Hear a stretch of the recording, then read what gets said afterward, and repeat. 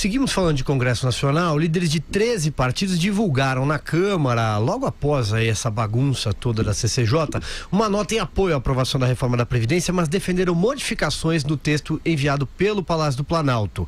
Os partidos se manifestaram contra as mudanças propostas sobre pagamento do benefício de prestação continuada, o BPC, pago a idosos de baixa renda, e a aposentadoria rural. São eles uma verdadeira sopa de letrinhas: PSDB, DEM, PP, PR, PRB, PSD, PTB, Solidariedade, MDB, Podemos, Cidadania, PROS e Patriota.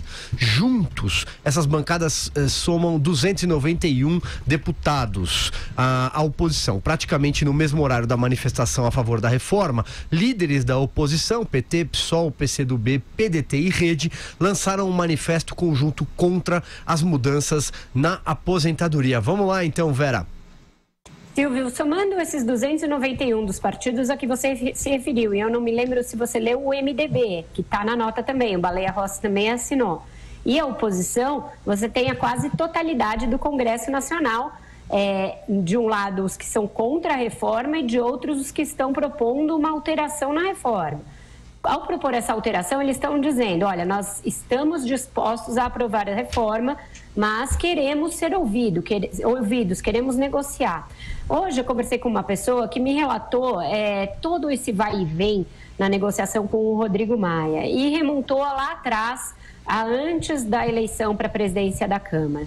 Rodrigo Maia, havia uma ala do governo que defendia que já se apoiasse a reeleição do Rodrigo Maia presidente da Câmara, já naquela ocasião.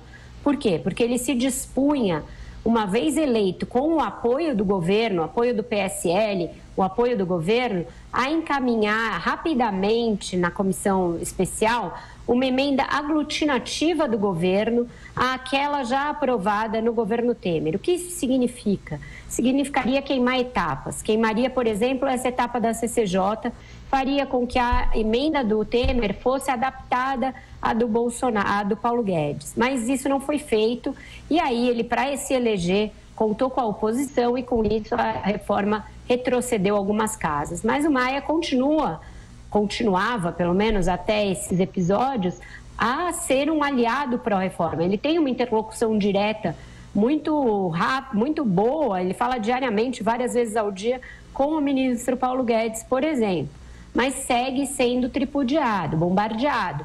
Tem um perfil bolsonarista no Instagram, por exemplo, que postou uma foto do presidente da Câmara em que ele aparece com um espelho e atrás está nu, um traseiro gordo nu, como se fosse o do presidente da Câmara. Isso não é pedir para que esta pessoa ajude o governo.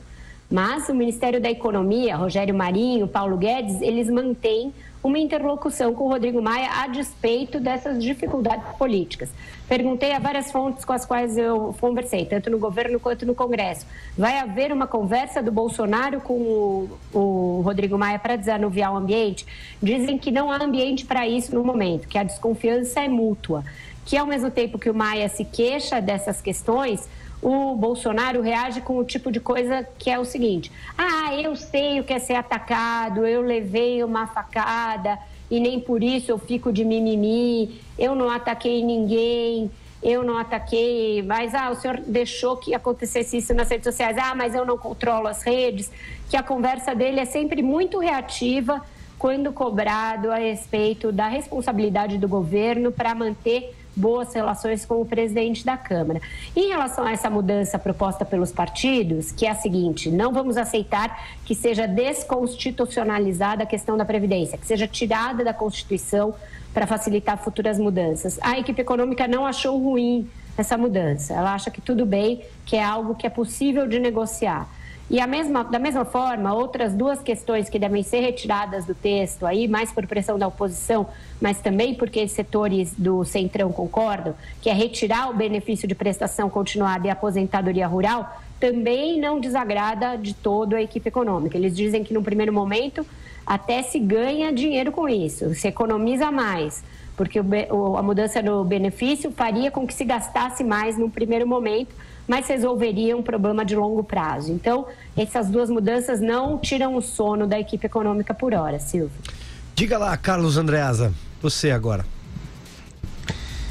Pois é, li essa nota e ela contém algo de esperado, né? O BPC e a questão rural, a aposentadoria rural, já estavam condenadas de partida. Antes mesmo da tramitação, foi aquilo contra o que se reagiu mais imediatamente. Nós falamos aqui no programa, e não é exclusividade nossa, que alguma carne mesmo seria colocada no conjunto da proposta para que, corda esticada, chegando ao parlamento, pudesse haver distensão, negociação decorrente da articulação política, para que a proposta final, o texto final da PEC ficasse com a cara de um sistema republicano, né? Do regime que nós temos aqui, de trocas e de pesos e contrapesos.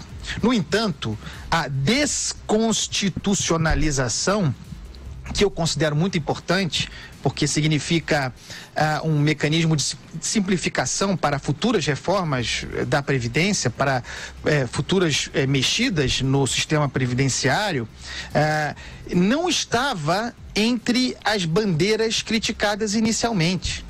Eu até imaginava que isso pudesse ser um problema mais adiante, sobretudo dos partidos de oposição, dos partidos de esquerda, mas para mim parece surpreendente e um sinal ruim que isso tenha sido colocado agora, já antes mesmo da CCJ começar a discutir o projeto. Por que eu digo isso? Porque vamos ficando sem gordura para negociação mais adiante, sabendo que outros pontos serão cobrados. Por exemplo, a questão da idade mínima, 62 anos das mulheres. O presidente Jair Bolsonaro falou em 60.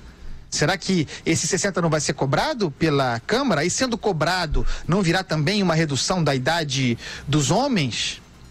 E aí se negocia com o quê? Não, vamos manter a idade mínima, mas vamos mudar o período de transição, aumentar o período de transição. Não é, portanto, segundo essa leitura que eu faço, um bom sinal para um projeto de emenda constitucional que ainda nem começou efetivamente a tramitar e já tem alguns pontos delicados, um deles imprevisto, ceifado na origem. E aí, Joel, sua análise? O governo, quando apresentou esse projeto de reforma da Previdência, projeto que eu inclusive elogiei e continuo achando muito bom, tinha o cálculo de que ele representa uma economia para as contas públicas de um pouco mais de 1 trilhão de reais aí em 10 anos. É importante que agora, a cada novo passo de negociação, o esforço seja feito para recalcular esse total. Tudo bem, então tirou a questão do BPC, tirou as novidades aí da aposentadoria rural. Quanto fica então a economia em 10 anos? Lembrando que existe ainda, na verdade, engavetado ali na Câmara, o projeto anterior de reforma da Previdência, deixado pelo Michel Temer e sua equipe econômica. E que tem aí, segundo algumas estimativas pelo menos, um impacto de 600 bilhões de reais em 10 anos. A gente tem que estar sempre comparando, porque essas duas alternativas estão dadas. O do Bolsonaro, bastante ambicioso, um impacto de 1,1 trilhão aí em 10 anos. Na minha opinião, também justo, porque ele pesa mais sobre quem pode pagar mais, mas conforme ele for sendo objeto de negociação e esse impacto dele for diminuindo, e provavelmente irá, certamente irá, é muito difícil você compensar cada uma dessas mudanças aí, é importante para o debate público saber de quanto está o impacto agora. E o Andreasa disse bem, esses pontos elencados aqui por esses deputados, e esse blocão aí, isso aí trava qualquer PEC. Então, o que eles estão exigindo é muito difícil o governo conseguir sair dessa. Digamos que isso seja o ponto de partida. Outras coisas ainda serão negociadas aí. É importante para o debate público saber sempre de que tamanho de impacto estamos falando, para a gente saber avaliar também o grau de sucesso ou de fracasso aí desse importante projeto do governo.